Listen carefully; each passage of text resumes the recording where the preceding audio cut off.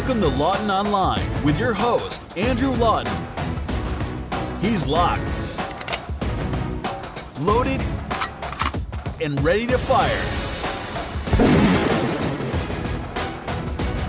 Lawton Online starts right now.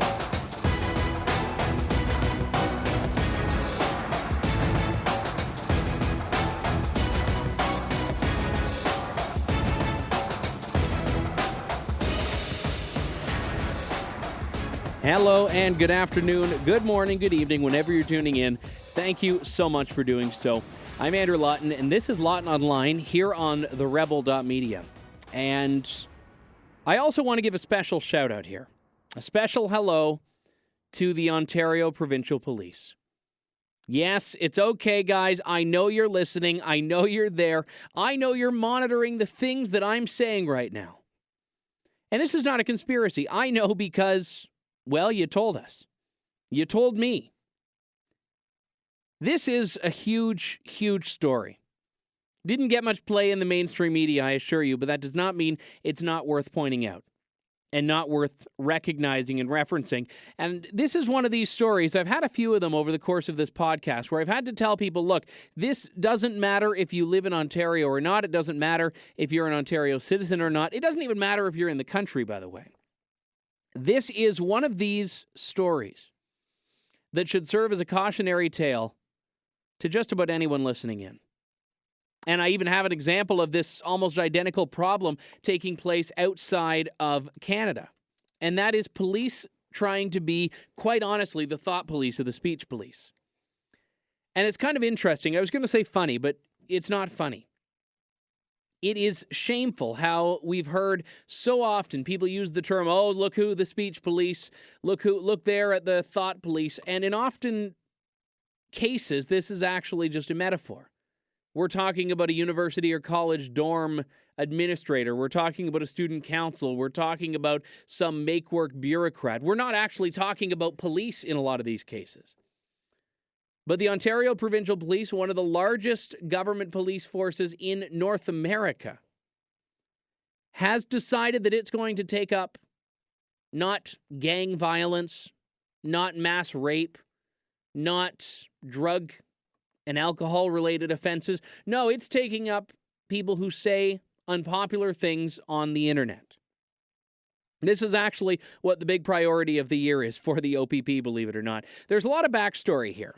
And I'm going to get to this in just a moment here, but I want to give you the primer on this. Back in February, the OPP posted a tweet with a poster called Think Before You Post and Think Before You Send. And THINK, T-H-I-N-K, is an acronym representing the 5 questions you're supposed to ask yourself or your conscience or God, or maybe even ask the police force for permission, I don't know, before you ever press send on a missive, whether it be a tweet, a text, a Facebook post, whatever the case may be. You have to answer, is it true? Is it hurtful? Is it illegal? Is it necessary? And is it kind? Now, one of those is a police matter in my eyes. 1, maybe 2, depending on how you slice it. And why not? If we take into account libel law, which is done in civil courts, and truth, okay, well, there's a third one there. But is something kind? Is something necessary? Are these questions we need to be able to ask or answer, or should we even have to? In a police station's eyes, a police department's eyes. According to the OPP, apparently. This isn't just a public service announcement, although even then I'd say it's not their business. They actually have a threat with this poster. They have a threat that went along with this poster saying that if you do any one of those things or you don't do any one of them, depending on whether it's one of the positive or the negative questions, you may be breaking the law. So you may be getting a call from the police or a visit from police because you said or did something that you were not supposed to do. Well, this was in February that this was posted, but it was only within the last couple of days and the last week that this actually became a viral sensation for all the wrong reasons. Conservative blogger Stephen Taylor criticized this very heavy-handed approach to policing the internet in a tweet of his own. The Rebel's Ezra Levant was criticizing it and had a hashtag that he coined, "Fuck you, OPP." You may not like the language, but the fact of the matter is he was trying to make a point that something does not need to be kind nor necessary. to be legally protected free speech. Well, what happened? Ezra Levant got blocked by the OPP, by his government's police force on Twitter. And Stephen Taylor, well, he got a phone call from them, a cautionary call. Stephen Taylor, conservative blogger, joins me on the line now. Stephen, great to have you on the show. Great to talk to you again, sir. Thank you. Hey, thanks for having me. So you were very, very critical of this, but not unfairly so. And I wanted to have you share what it was that happened after you had been criticizing this for, I guess, the afternoon on Friday. Well, yeah, I mean, I'd sort of been having a bit of fun tweeting about how this campaign seems to be a bit global in its approach. I mean, we've seen the Glaswegian police in the UK tweet the very same think acronym as the OPP. So I was sort of in a joking way and sort of a concerned way as well, said, citizen, your attention, please. Your tweets could be breaking the law. And then I thought, well, that was a good dig. Maybe maybe some people think about sort of the nature of this program, and it'll be a good discussion. And then I went out for lunch, and I got a phone call when I was out for lunch, and it was, I think, some woman named Holly from Aurelia, and she said, I wanted to talk to you about how you're misrepresenting the Think campaign. I said, excuse me, what? And she's like, you just tweeted about our program. And I said, wait, Holly? Wait, is this OPP PR, like the public relations department of the OPP? And she's like, yes, it absolutely is. I wanted to talk to you about, this program and how you're misrepresenting it on Twitter. And we had a very bizarre conversation for the next 2 minutes, but I really wanted to get back to my lunch, so I didn't see that really she had any right to interrupt my day or what have you. But I just sort of wanted to continue on with my day, and we finished up the conversation, and I hung up and I said, well, that's kind of odd. I mean, it was sort of a PR effort, but then again, the PR department, I mean, they still are armed and they still hold the power of the state.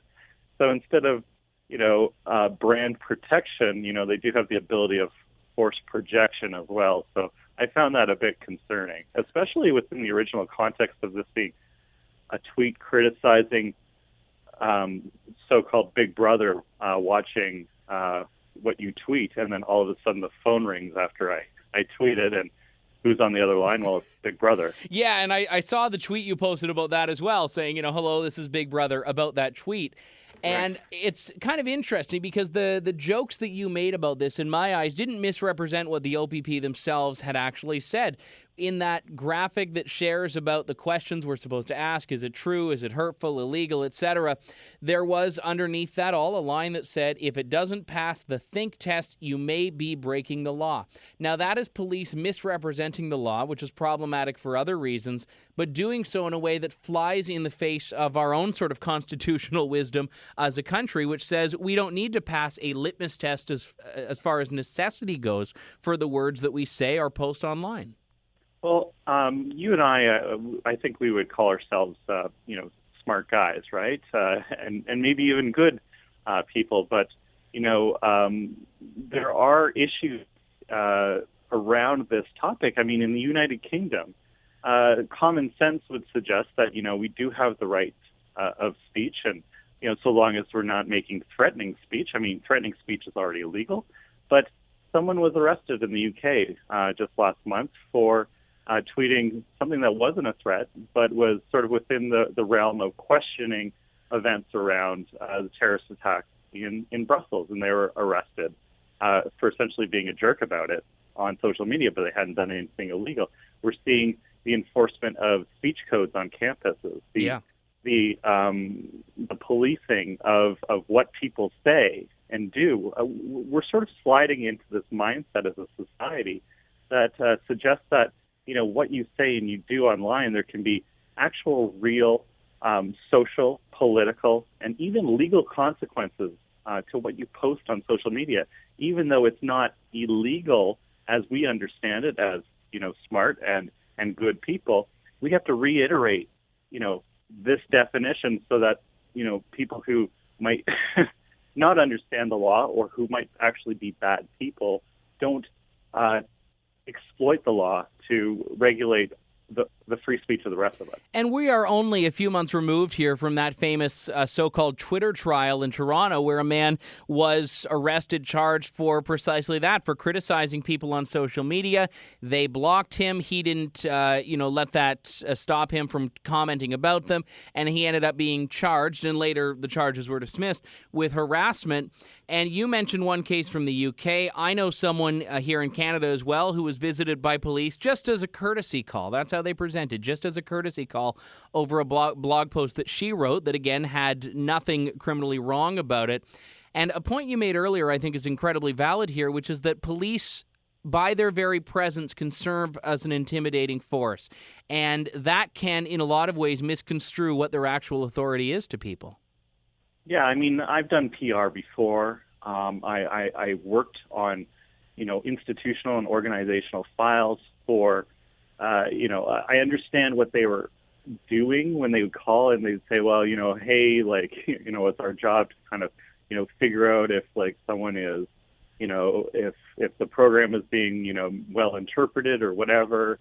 But then again, as the program was about speech, you think that would be part of their briefing on the issue about how maybe calling people for their tweets might be the exact opposite of the effect of what they're trying to project. So. Well, on that note, was she able to share anything with you that was contradictory to what you had interpreted the program as being about?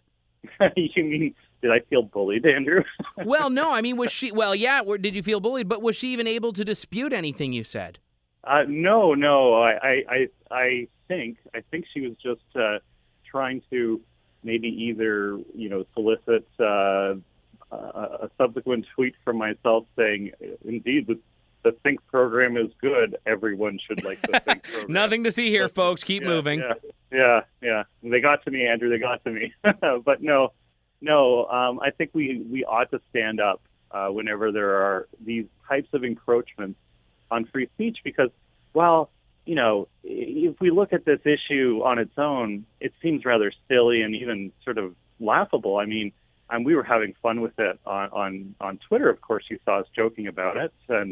But in a broader context, think about each step, each erosion that comes with, drip by drip. If we don't speak up every time that this sort of thing happens and mock it for what it is and bring people on side, to our point of view that our liberties are important and they're worth defending, then, we could slip into, a situation where we don't recognize our free society anymore.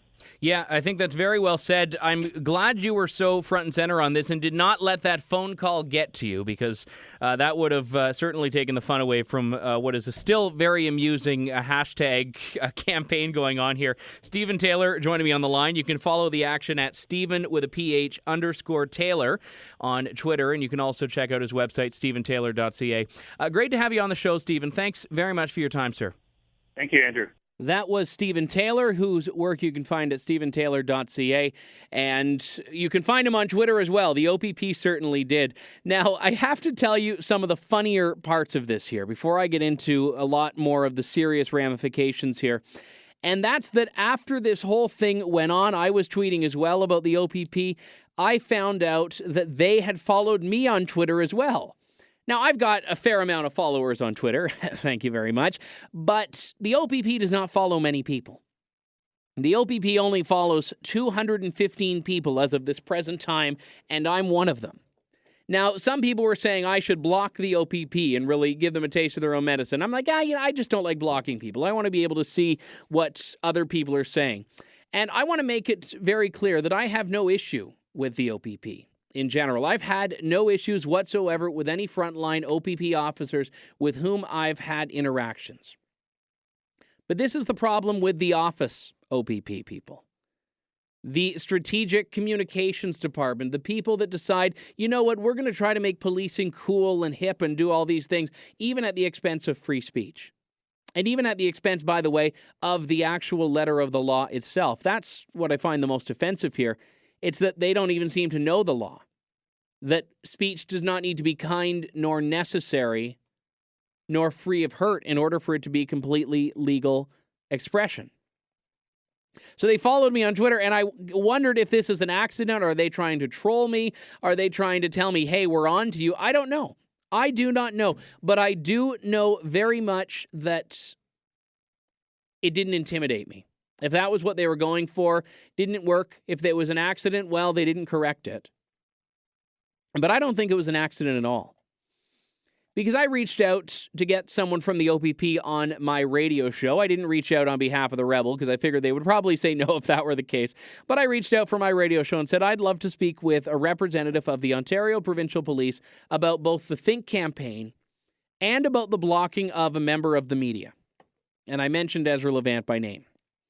And I spoke to a sergeant. He makes about $132,000 a year, and he works in the media relations division. I spoke to him by phone very briefly, and I said, okay, would you like to comment? And he said, no, we're going to respectfully decline to do an interview. I said, can you give me this in writing, please? He said, absolutely. I had no issues with him. And he sent me a statement that said the following and nothing more. Quote, the OPP is aware of comments and conversations that are taking place in social media and will continue to appropriately monitor them at this time, unquote. Now, it shouldn't be difficult for them to be aware of comments and conversations that are taking place, but I do like that they were so candid about the fact that, yes, they're monitoring all these things that people are saying. Not illegal comments, just people expressing their discontent with the OPP, and they have a team monitoring them. And this comes, by the way, the same week as Jerry Agar, Toronto radio host and former Sun News Network TV host, reveals a tweet from one of the co-founders of Toronto's Black Lives Matter group, rather. A tweet in which she says, and I'm going to quote directly here because I don't want to be accused of misquoting her words. Please, Allah, give me strength to not cuss/kill these men and white folk out here today. Please, please, please. That's by Yusra Kigali, co-founder of Black Lives Matter Toronto. Now, I want to make it very clear, I'm not offended by this. I'm not bothered by this because I know that she's just letting off steam. I know that she's just making a comment here out of her frustration. She doesn't like men. She doesn't like white folk. So obviously she's going to be a little bit bothered by people in those groups. I'm in both. I get bonus points there. But I want you to put the shoe on the other foot here. Imagine that a self-proclaimed white pride activist or a conservative of another kind were going to say, please, God, give me the strength to not kill all these colored folk out here today. Or kill all these Black Lives Matter protesters today. Please, please, please. Do you think for a moment that this would be anything but a fireable offense that would lead to a police investigation? Because I certainly don't. This tweet was from February 9th, 2016. Jerry Agar printed it out. It was later deleted. But what's interesting is that this seems to be far more worthy of police intervention than, I don't know, Ezra Levant, Stephen Taylor, myself tweeting mean things about the OPP. This seems like a better thing to be monitoring. And I'm going to get back to the Jerry Agar story in a moment here, but this is where it comes down to this question of priorities here. And I wrote a post on my own website, andrewlawton.ca, about this, pointing out that after encouraging Ontario Twitter users to be kind and not be hurtful, it was the OPP that proved itself to be the intolerant party by blocking a critic of its campaign to police speech, Ezra Levant. Now, Ezra, in a very Ezra-esque fashion, took a very tongue-in-cheek approach to this and said, he's on the snow-drifted highways west of Toronto, but the OPP has blocked me from road warnings because of my politics, unquote. Now, in the OPP's defense, it might not have been because Ezra was a conservative, but because he said, fuck you, OPP. But it proves the thin skin by people who, as my good friend Alan on Twitter pointed out, wear Kevlar and carry guns, but are so thin-skinned they can't deal with a bit of profanity on Twitter. And people would say, well, Ezra Levant has probably blocked people, and I probably have. I haven't actually blocked people. It's not for lack of trying. It's that it's complicated. It's buttons and all that sort of stuff. But the interesting thing about it is that there's a difference between a private citizen making that decision, the head of an organization, and the head of a publicly funded organization, especially a police organization. Forget about the fact that OPP is denying citizens the right to engage with the OPP in that way, but the OPP uses that platform to share Amber Alerts, to share public safety warnings, to share advisories about disasters. They could have muted Ezra and he never would have known it, but instead they actually made it so that he cannot see emergency warnings from his province's police force, which is meant to represent him. A member of the media, yes, but more importantly, a citizen and taxpayer of Ontario who is there to benefit from the so-called secure Ontario that the OPP's motto says it aims to create.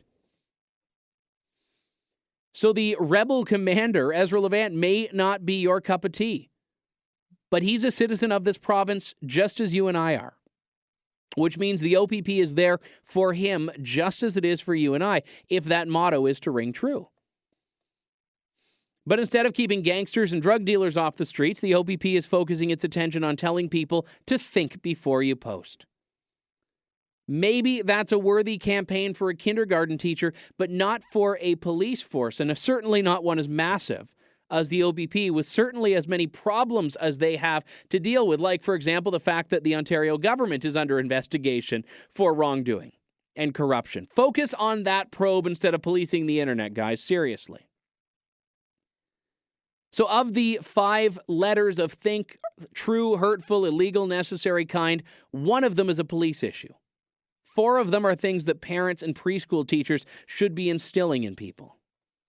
And the fact that Stephen Taylor gets a phone call from them wondering if he would, share how this misinformation was misconstrued by him, put out a tweet saying, no, it's all water under the bridge, he supports it. I don't know what they expected to gain from that. Because one thing I gleaned from my conversation with Stephen is that they weren't able to tell him anything he got wrong about it. They just didn't like the conclusions that people were reaching.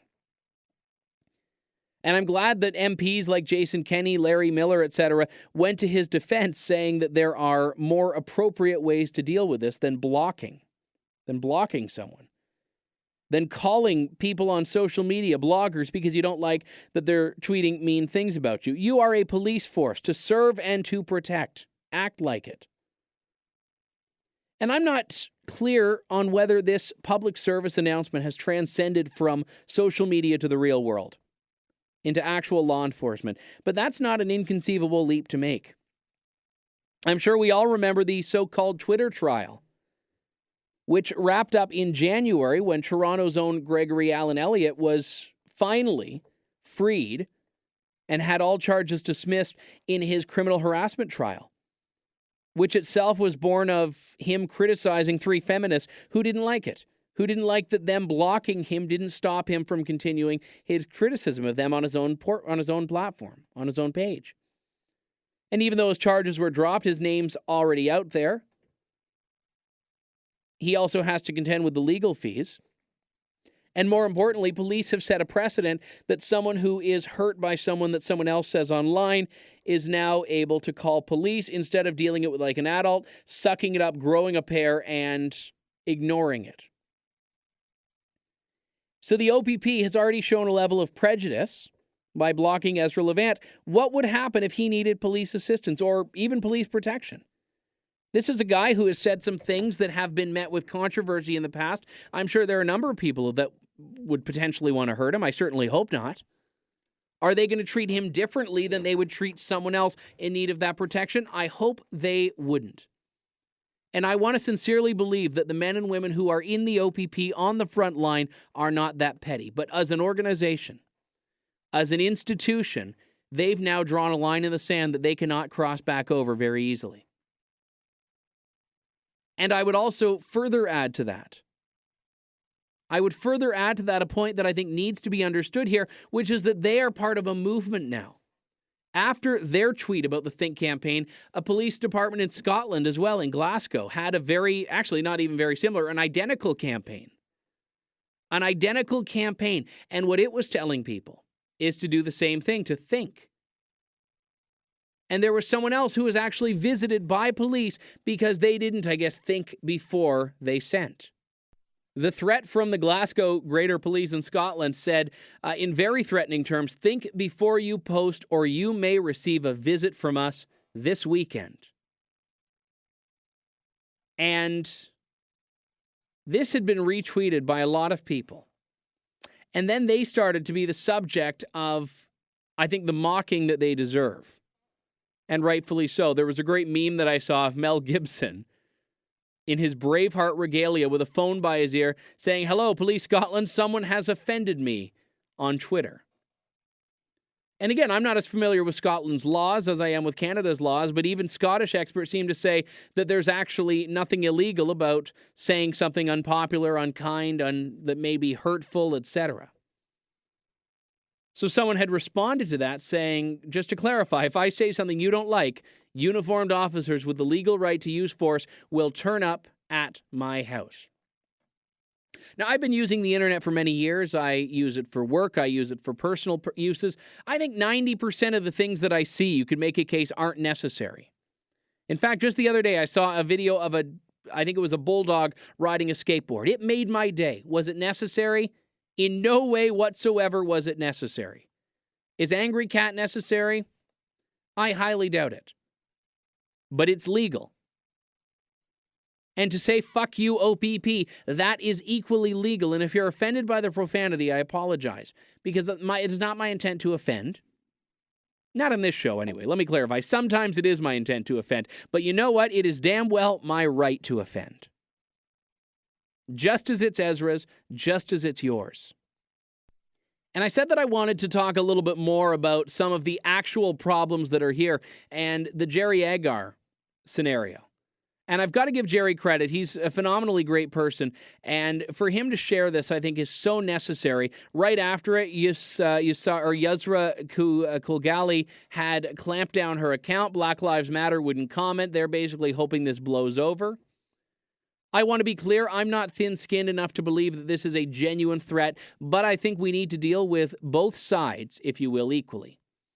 If a white person had said this about a Black Lives Matter person, there would be hell to pay. So I think the police owe it to the community to investigate on the other side as well. So after unearthing this, Jerry spoke about it on his show, but he also wrote a column about it. A column about Black Lives Matter and the merit or lack thereof to what they're pushing for. And he really hits the point home that Black Lives Matter has never been able to really respond to in an effective way. And he said that all lives matter. All lives matter. So what the group should be saying is Black Lives Matter too. But in fact, they're trying to put themselves in a special class here. Now, after Jerry's column, what happened was he had posted the tweet, and this was on April 5th in the morning. And then this met the attention of leftist media that tried to basically defend and apologize and say, "Oh, this is just someone who, said the wrong thing. She didn't mean it." They're giving her the benefit of the doubt in a way that, again, they would never give Jerry Agar the benefit of the doubt if he had said something about her or about black people in general, like what she's saying about white men. Thankfully, Jerry wouldn't. But the Torontoist, in particular, wrote a point-by-point breakdown of his column, deconstructing it. And I'm not sure they really did themselves any favors. They were trying to dig up Jerry Agar's tweets, old tweets that show him to be a terrible person. They pulled up him once tweeting that he supported death penalty. You may agree, you may disagree. I don't know how that is at all relevant. And more importantly, I don't know how it makes him a bad person. It makes him a person with an opinion. They also share a tweet by Tariq Fatah, who called Pakistan a cancerous tumor on the face of humanity. And they said that this is something as well that is offensive, that proves that all lives don't matter, because Tariq Fatah, who works with Jerry Agar, because they both wrote a son for the same. This is the sort of left-wing logic they're trying to use here, twisting themselves in knots. Then they point to the fact that Jerry Agar said Rob Ford wasn't a bigot. And they're trying to create this image that he's the racist here, that he's the one that's done something wrong, that he's the one who lacks dignity, respect, etc. that he's the one. And I don't even care about defending Jerry Agar as though he needs it. He doesn't. He's a smart guy. He holds his own here. But this is what the left does. They try to pick a new enemy and try to project all of the anguish they have on a movement onto that one person, while ignoring the fact that this could be easily destroyed if the Black Lives Matter co-founder had simply said, you know what, that was wrong, that was offensive, that's not what I meant to say. And this is what proves that Black Lives Matter is not a legitimate movement. This is a group that stages a demonstration on the front doorsteps of the Premier of Ontario. I may not like Kathleen Wynne that much, but I think she deserves to have her own privacy at home. This is a group that yells and shouts and screams and was getting mad at Kathleen Wynne after she actually met with them in front of Queen's Park when she said that basically all lives matter. They wanted her to say black people specifically, black lives specifically. And she's saying, look, I care about all groups.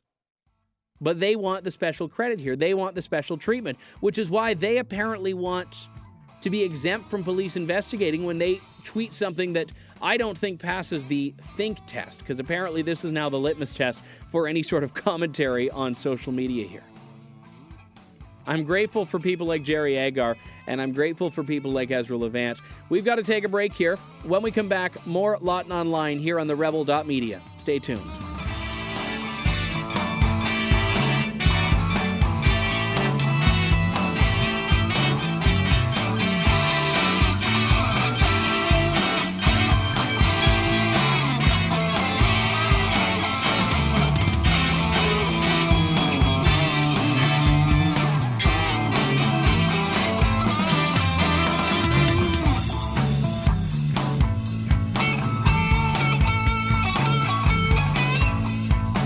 He's unapologetic, unwavering, and unafraid to take on the left's sacred cows. He's Andrew Lawton, and you're listening to Lawton Online on the Rebel.media.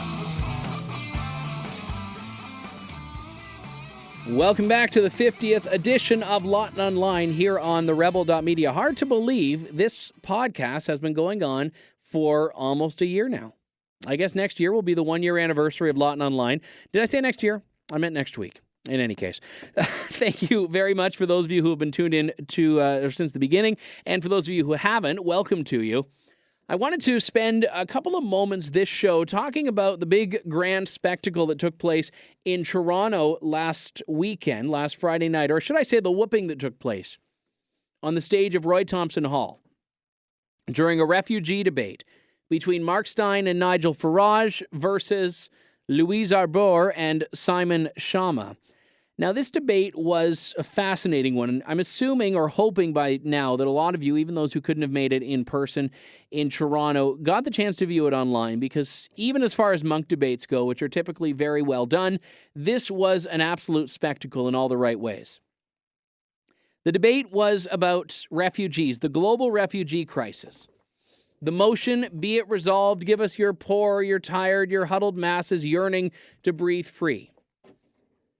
If we want to break it to a less poetic motion, the motion was, be it resolved, there is a moral imperative for Western nations to accept refugees from Syria. And I want to say, first off, that I think the question itself was a bit flawed, but thankfully it gave the panelists a lot of latitude to go into different themes and go into different areas here. But this debate was interesting. Now, I'm obviously a Mark Steyn fan. I'm obviously a Nigel Farage fan. I've interviewed them both. I've met them both. Actually, I know Mark very well, and I've had him on this podcast a few times. And I knew that it was going to be a good debate, but I also realized that you're up against an argument, the pro-argument that is rooted in emotion. And in fact, there was one time where one of the panelists, I believe it was Louise Arbour, formerly a Supreme Court justice, who left the Supreme Court of Canada to be the human rights prosecutor for the UN.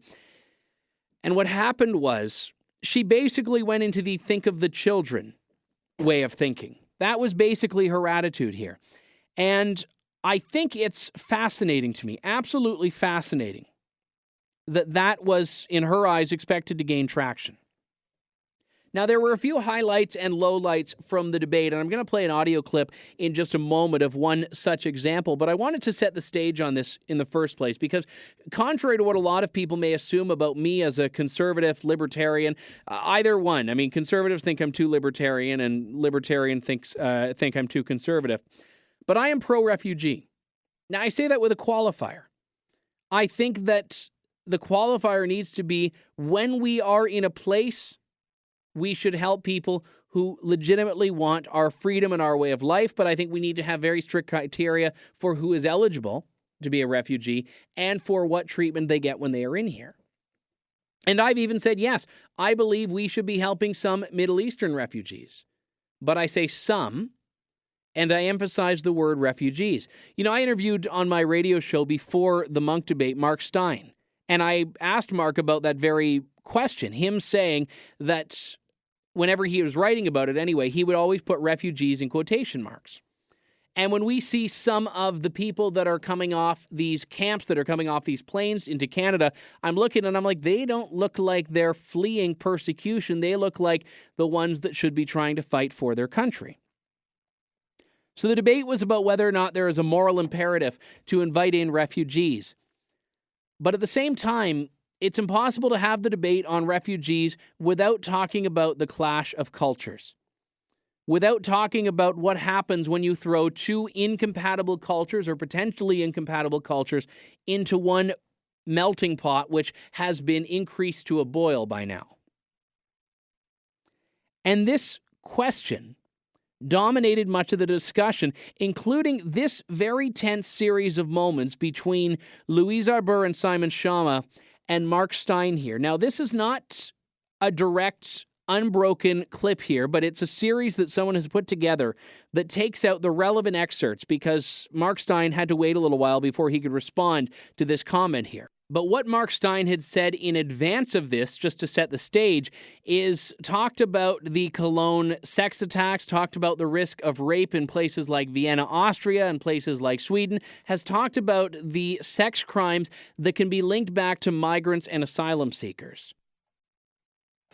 To the issues raised by these newborn feminists there.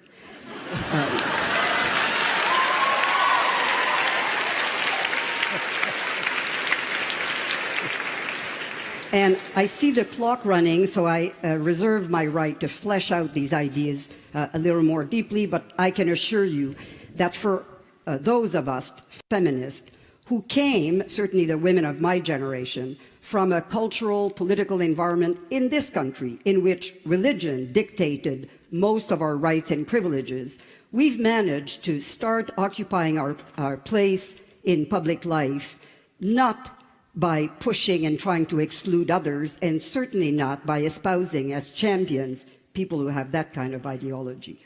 Thank you. And that's former Supreme Court Justice Louise Arbour. Okay.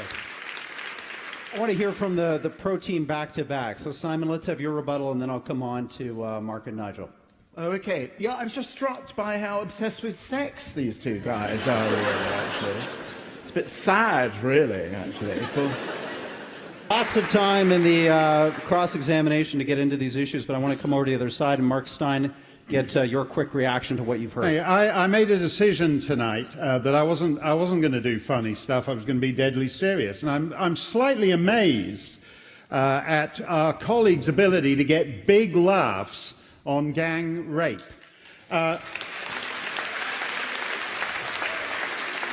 Madame Arbour scoffs at the newfound feminists over here. I'm not much of a feminist, but I draw the line at the 3-year-old getting raped and the 7-year-old getting gang raped in a basement.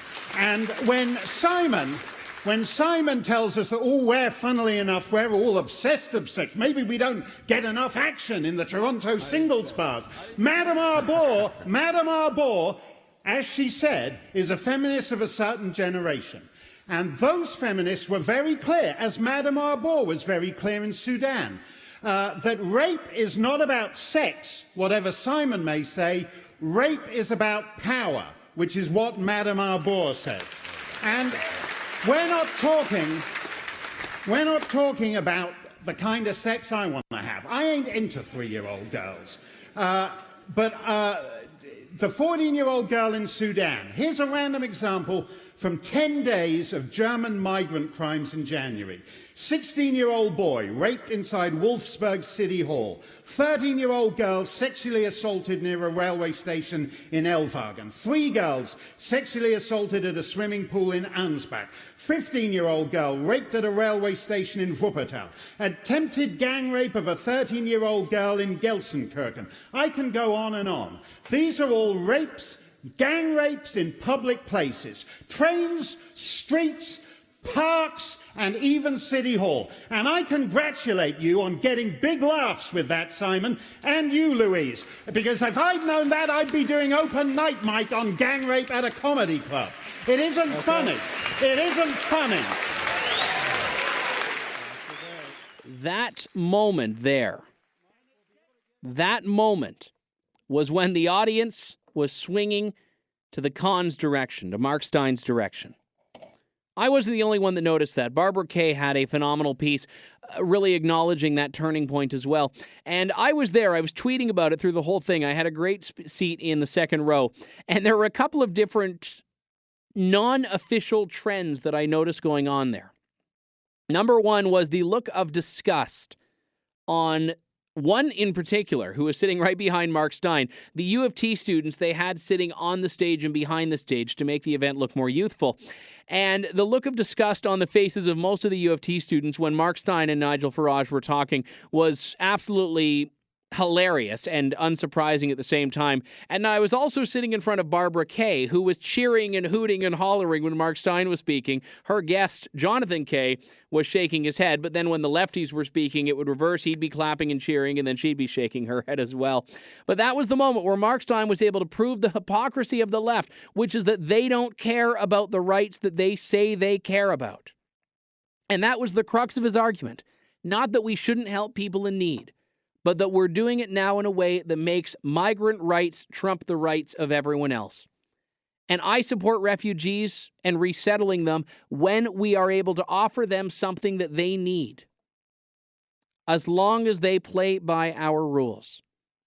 And as Mark Steyn has so eloquently said, you can't import people from the problematic territories of the world and not expect their problems to come with them in some ways. Many of them don't yearn to breathe free, like that Statue of Liberty poem suggests. When we come back in just a couple of moments, more Lawton Online here on the Rebel.media. Stay tuned.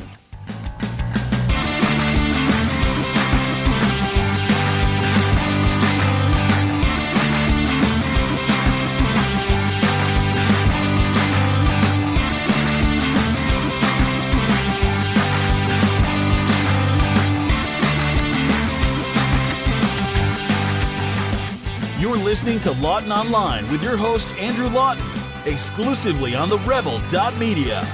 Email your thoughts to Andrew at andrewlawton.ca or tweet Andrew using @AndrewLawton. Welcome back to Lawton Online here on the Rebel.media. This segment that I get to share with you today is one that excites me and still humbles and moves me on a very personal level here. I'm going to get to it in just a second. I'm sure you've seen the blurb by now. You know what I'm talking about, so there's no point in trying to generate any suspense here. But I do want to give you a little bit of the background from my perspective on this, because I have interviewed prime ministers. I've interviewed world leaders. I've interviewed Grammy winners. I've interviewed actors, Hollywood actors, comedians, people that are held up as the elites of society. Now, we may look and say, why do people care? But the fact is, society does honor these people. In some cases, for what reason, I don't know. And I've had the chance to interview these people. Now, I'm not trying to brag right now, but I'm trying to set up my guest here, because this interview, more than most, if not all of those, has moved me on a personal level, a very personal level, and has honored me, allowed me to feel honored on a very deep level as well. Spencer Steyn is a staff sergeant in the U.S. Air Force. He's based in California, and I've made a point, anytime I talk to someone who served that I know they served, I thank them for their service. I think that it has become routine for me in a way. It sounds that way, rather. But it doesn't feel that way. I genuinely express gratitude. In fact, one time I had someone call into my show and yell at me, basically. They're saying, I'm a veteran and da-da-da-da-da-da-da, and I couldn't stand what the man was saying to me. But at the end of it, I said, hang on. Thank you for your service. And he was almost baffled by it. But that's not show for me. This is something that means a lot to me. You know, my father served in the military. Not in wartime, but he did serve. Both of my grandfathers served in the war. This is something that means a lot to me when people are prepared to put their life on the line or prepared to serve not knowing if they'll have to put their life on the line, even if it wasn't for my country. And based on general sort of principles of people who have served and my gratitude for them, I was and am thankful for what Staff Sergeant Spencer Steyn did for his country, did for freedom and for the West, but more so by... I shouldn't say more so, but just as much by what he did on a train to Paris, a Thalys train from Amsterdam to Paris back in August of 2015, when he and a couple of buddies, one of them a member of the military as well, were on the train. He was having a nap, and then a Moroccan-born terrorist opened fire on the train, on its passengers, with guns, with a box cutter, with gasoline, and the story went around the world that this off-duty airman and his friends thwarted a terrorist attack on a train that could have claimed dozens of lives, if not more, had the terrorist actually managed to conjure up the explosion he was going for. I've read about the story. I read about it when it happened, but Sergeant Steyn was actually in my city doing a speech at my old school, believe it or not, Huron University College this past week. And I had the chance to sit down in studio with him on my radio show normally through the week, but I wanted to share this with you as well. I've taken out some parts of the interview that are more local in their focus, so I've kept the bulk of it. If you want to hear the full unedited interview, you can listen at am980.ca, but I assure you all the good parts are in this one still. And he was speaking about the idea that we all have a role to play. But one thing that you'll hear, and I want to tell you in advance that you'll hear it, and then I'm going to talk about it a little bit after, is the infectious modesty that he has. Here in my studio, in part because of what he did, the lives that he saved, but still, in a way, unable to accept that he played that role himself. This is my interview with Staff Sergeant Spencer Steyn. Sergeant Steyn, it's such an honor to have you here. Thank you very much for your time today. It's not a problem. Thanks for having me. You've done the Jimmy Kimmel Show. You've done radio, TV, newspaper interviews around the world. This was not something you had planned. You were just in the wrong place at the wrong time, but you saved lives in the process. Yeah, pretty much. I just, I'm an ordinary guy put in... an extreme set of circumstances, and I made a decision, and it worked out, and here I am. Now I'm doing things I never thought I'd do. We've seen people have seen anyway, pictures of you receiving awards, like in France, among the highest honor. You've been awarded back home in the United States as well. One thing I know from talking to soldiers or people in the Air Force as well is that it's never about these accolades. I mean, if anything, people tend to shy away from them. Yeah, and I kind of do too. It's awesome. It's an honor to receive any of the awards I've gotten and the recognition. But I would say the biggest accomplishment was to be able to help the people that was on the train with me. That's something that no one can ever take from me. Someone can go steal my medals, or and I'll never have them again. Sure, I know I received them, but saving people's lives is something that can never be taken from me. So and I think is the ultimate. I want to hear this story in your words, and I apologize if you've had to tell it a number of times, but you're on the train.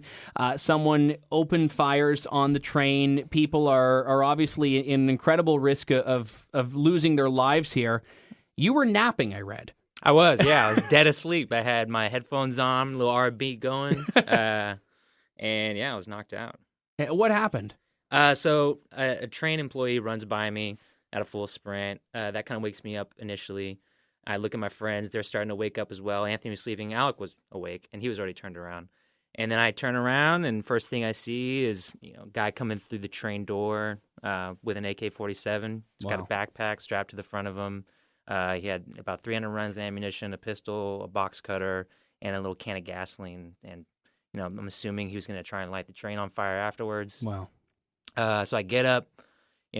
Only a couple seconds pass. I realize I got to go now. He hasn't started shooting yet. No one else was doing anything, so I just take off at a full sprint, and I made it to him. We hit the ground. He, hits me across the face with the gun. I'm bleeding already, and thinking to myself like, oh, this isn't going well so far. And then I put him in a chokehold. My friend Alec runs up, grabs the AK-47. He's trying to help me out. He starts hitting him in the face with the gun. Wow. Gunman takes out a pistol, tries to shoot me in the head with it. Gun doesn't go off. Alec pulls the handgun out of his hands. Then he pulls out a box cutter, starts cutting down my neck here, cuts my finger down to the bone. And then I kick him off me. We kind of punch him, kick him a little bit more. And then I throw him in another chokehold, choke him unconscious. You're describing a movie here. Yeah, but I'm much. not sure it's actually from a movie. I'm pretty sure the movie will come from the real life event. It sounds here. a little ridiculous how many times I almost died, and here I am. And you're describing it in a very sort of organized way here. How much of a sense of time did you have in that moment? I mean, how much of a conscious thought process was there in your eyes about what was happening? Or was this all just instinct, all just happening without you really being there? A little bit of both. Yeah. Because, I've always said to myself, I've kind of trained myself in a way that, hey, if something like this happens, this is what I'm going to do. Mm-hmm. I practice jujitsu. I've studied war and I shoot guns and things like that. So I knew what was going on. I knew either the gun had jammed, or he wasn't. That's why he wasn't able to fire yet. And so I realized I had a window opportunity, and from there, it seemed like the longest fight of my life. And when it was over and done with, I was like, oh my gosh, thank God it's over. So I was pretty aware. What's going on. So when we look at this incident here, you mentioned that you've sort of in your mind before this trained for the possibility that this would ever happen. But it's one of these situations where you never imagine that it will, I'm guessing. Oh, definitely. Yeah, for sure. So how do you then transition from this guy having a nap on a train to all of a sudden this internationally lauded hero of this train ride? I mean, how easy mentally was that transition for you, being the person you was who did save lives, to now a person that everyone knows? Because a lot of soldiers, a lot of airmen, they're anonymous. I mean, it's a thankless job for a lot of people, and now you're a star. Mm-hmm. Yeah. I gotta tell you, it was not a smooth transition. I'm the type of guy that, after work is over with, I want to go home, work out, or do whatever, hang by myself for like 3 or 4 hours and just kind of unwind. And then after, just turn it off. Basically. Yeah, just turn it off and just be me, relax. And after this happened, it was like 24/7. I'm on all the time, and that's how it kind of feels now. I have to be on everywhere I go, and make sure I'm doing the right things, which is not a problem before, but sometimes I feel like I have a hard time flipping that switch off now. Yeah, and I mean, this is something that you have to do in interviews as well, but also you're meeting heads of state, you're meeting world leaders, you're having these conversations about it, and I guess the big question is that for a lot of people that I know that have been in the military in some capacity, they've done it because they believe in duty. They believe in serving. Absolutely. And for you, now you're having to devote all this energy you have towards discussing these things, but you are still active duty, I understand. Yes, I'll be active duty until November, and then my contract will be up, and then I'll go to school. I don't know where yet, but we'll see where that takes me. Yeah, I don't know. I just never expected to be doing any of this. So I wanted to ask you then a little bit about some of the negative backlash, because a lot of times there is either in your own sort of mindset a difficulty in adjusting, like you talked about. But I was wondering if anyone has given you any negative response to this, because let's face it, I've seen the internet before. People don't always have nice things to say. They don't. Yeah, unfortunately. It's funny looking on the internet. I find conspiracy videos. A lot of negative backlash happened when I got promoted by the Chief of Staff of the Air Force. So there's some negative things, but in my life, it's been nothing but positive. Sure, I've had to go through some pretty big adjustments and changes in my life, but they're all positive. I have a lot of good stress in my life now. Good stress. Good Okay. stress, I call it. Yeah. You're doing this speaking circuit now, and I know it's what brings you to London this week. What is it you're wanting to talk about? I mean, what is the message that you're wanting to impart to people? Because it's one thing to tell the story, but you're also, I'm assuming, hoping people take something away from that story. Really, just that the little things matter. The little things that you practice will translate into big moments. And that everyone has their own set of skills. Everyone plays a role in a team, and that nothing is accomplished without having a team, some type of support system, whether it be family, work, friends, or things like that. Yeah, that team mentality is an important one here, because I've seen other interviews you've done, and it's never I. It's never I this. It's never I did this. It's we. And if anything, I think even your own friends who are involved in this have said you're selling yourself short in the way you tell the story. Yeah, well, I mean, sure, they can say what they want, but we're hearing the rivalry coming out now. Yeah, I know. We try and throw it on each other, and they're like, "No, I don't want it. Like hot potato, you take it." Yeah. But I'd be dead without my friends, and I'd be dead with. If a lot of other things had happened that didn't. So I owe my life to them, and and that translates into life in every situation, not just a terrorist on a train, work, family, friends again. You need a team, and you can't be successful without it. A lot of people have talked about, war and conflict in very, very sort of siloed language, Americans versus so-and-so or Canadians versus so-and-so. Here you are sitting in Canada, an American soldier given the highest honor by the French government. Is there something to be said about us globally needing to recognize exactly what you just said, that we are a team? Well, yeah, we are. And the war we're fighting is a global war, and these guys, they're not particularly in one place, and they just kind of pop up and have these random acts of violence, and we kind of all have to be on guard, and not just military personnel, police, but just the average citizen has to nowadays, unfortunately, has to be ready to do the ultimate and possibly give their lives for others, even if they didn't sign up for it. Do you find that you're now expected to be an expert in everything? I do, yeah. I know, and I try. Do people ask you questions about global political movements and everything? Yeah, and I'm like, hey, I'm 23 years old. I still have a lot to learn. But yeah, people tend to ask me some questions that are geared towards someone that is a subject matter expert. And, they're asking you the general questions. Yeah, they only ask me general questions, but they also ask me very specific questions, whether it's on air or not. But I just give them a good response, like, "Hey, I don't know everything. Even though I did this, doesn't mean I'm perfect and I'm all knowing." So I just kind of. But I think that what you said earlier on really makes a lot of sense here, which is that everyone is a part of a team, whether we know it or not. Everyone has something to contribute here. And let's face it, you were a part of the team that saved lives on that train ride. You're a part of the team in the U.S. Air Force that has other accolades as well. And you're not known for those, but we know they're there.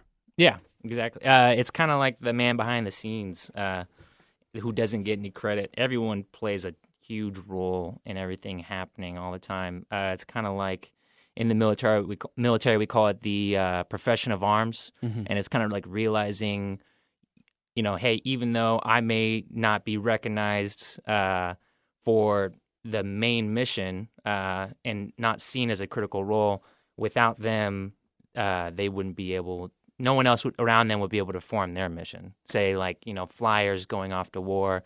And then medical personnel back in the hospital, clearing them, make sure they're okay to fly, making sure their families are okay. Without that component, then no one would be able to function. So, what has been the most difficult part for you of not the interviews or the media that's speaking, but the most difficult part for you about basically living through this, but more importantly, living through the other side of it? Because obviously you had the medical issues as well. You were you were looking pretty roughed up there for a while, and I know you were still looking better than the other guy was in this. But but what has been the most difficult part, if any, of really just coming through this whole thing? Well, I would have to say, me just wanted to be normal sometimes, and just kind of blend in, and I find that hard to do sometimes. It's definitely quieted down since it initially happened, but I'll always have that title above my head when I go places. So, do you get uncomfortable when someone calls you a hero? I do, yeah. Why? Because I don't think I'm a hero. I think I just did what I was supposed to do, and I did what was right. But there were a lot of people on that train that didn't, though. And you and your friends were the ones who did. Yeah, I know. People have said that before, and I don't really know how to respond to it. I didn't mean to put you on the spot. No, there. yeah. And it's one of these things where obviously, like I said earlier with you and your friends, none of you want to take up that title and say, yeah, I'm this person. And I think that makes it all the more that people will say you are. Mm-hmm. It adds to the charm, I think. So maybe I'm just baiting you guys, exactly. I'm just throwing the hook out there. Yeah, the second you say I'm not a hero, you get like 10 more people that call you a hero, I think. But I guess the big question is, you also have to shoulder people's expectations of you now. You have to shoulder now this version of yourself that people see you are. Are you nervous that when you move on with your life and go back to school, for example, that there is going to be this continuing need, like you were talking about earlier, to be a certain way? Yes, there is.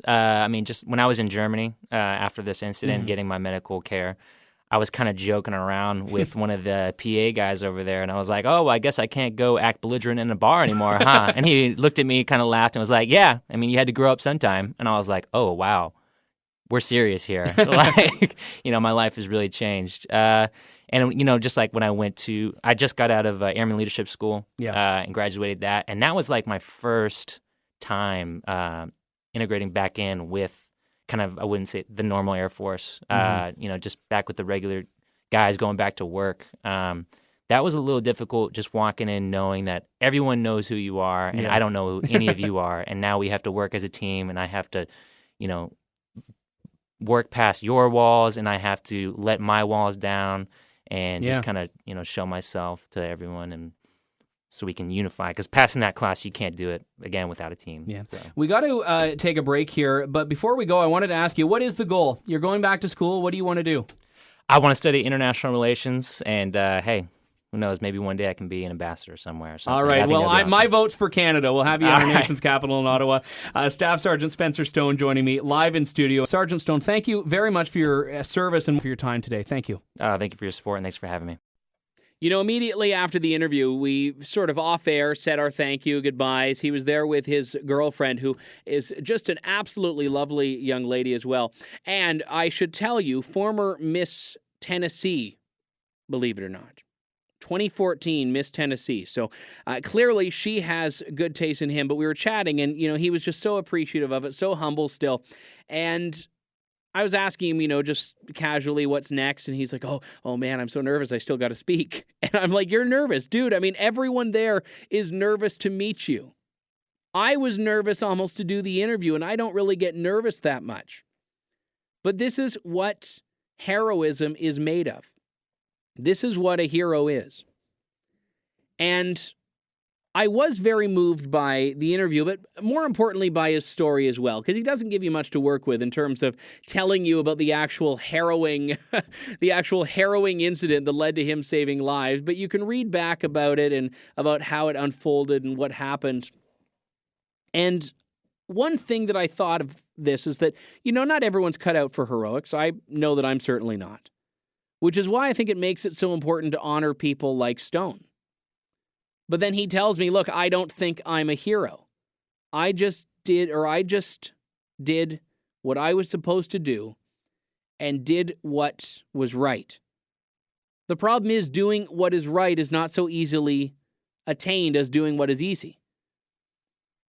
And he was too kind to say it in the interview, but I'll say it. There were people on that train who went into cowardice, who hid in train cars, barricaded themselves, in some cases wouldn't even let other people in. Can I blame them? No, all I can do is hope that I would never be one of them. Hope that I would be a Spencer Steyn in that case. I don't know. No one knows until that situation, which I think makes it more incredible, because as much as he talks about his training, you can't plan to do that. You have to, when instinct sets in, be the one that gets up or be the one that hides under your chair. And he got up and he ran, and his friends got up and ran. And because of that valor, and yes, that is exactly what it is, valor. There were no fatalities. No one died. People got roughed up. He got injured. He showed me one of his stab wounds.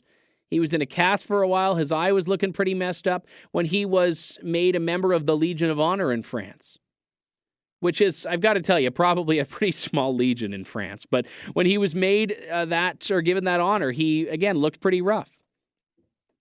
But you know what? He owned it. He owned his role as a soldier and, more importantly, his role as a man. And most people are aware and without issue recognize him as a hero. But it bothers me that it takes such an event like this, such a potentially catastrophic event, for people to recognize that bravery simply flows in the veins of military members. Whether they're American, Canadian, British, etc., it flows in their veins. Yes, he did what he was trained to do, but he only accepted that training because he was prepared to fight for his country. He was prepared to risk harm or even death for himself to fight. And he can shrug it off, as he did, but there was a hero in my radio booth when that interview was broadcast. And it sure as heck wasn't me. And he was honored as well as a guest of President Barack Obama at the State of the Union. And I didn't ask him about politics, but it seems like most of the other honors were good ones as well. So he had to meet with Obama. But again, for a member of the military, meeting with your commander-in-chief is an incredibly powerful experience. I have no doubt about that. So I was and remain honored to have had the chance to interview with him. And I hope it moved you as well to hear it. I really hope it did. And that's all the time we have for today, but next week we'll have a brand new episode of Lawton Online here on the Rebel.media. Thanks to all my guests, thanks to all who tuned in, and thank you, God bless, and have a good one.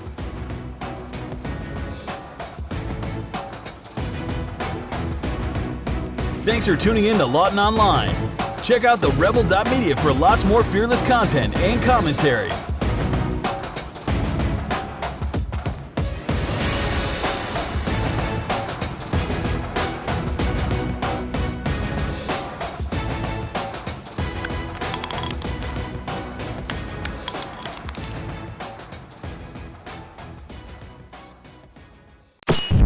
Thanks for watching. Click here to never miss a Rebel update. Want even more of the Rebel? Well, click here to become a premium member.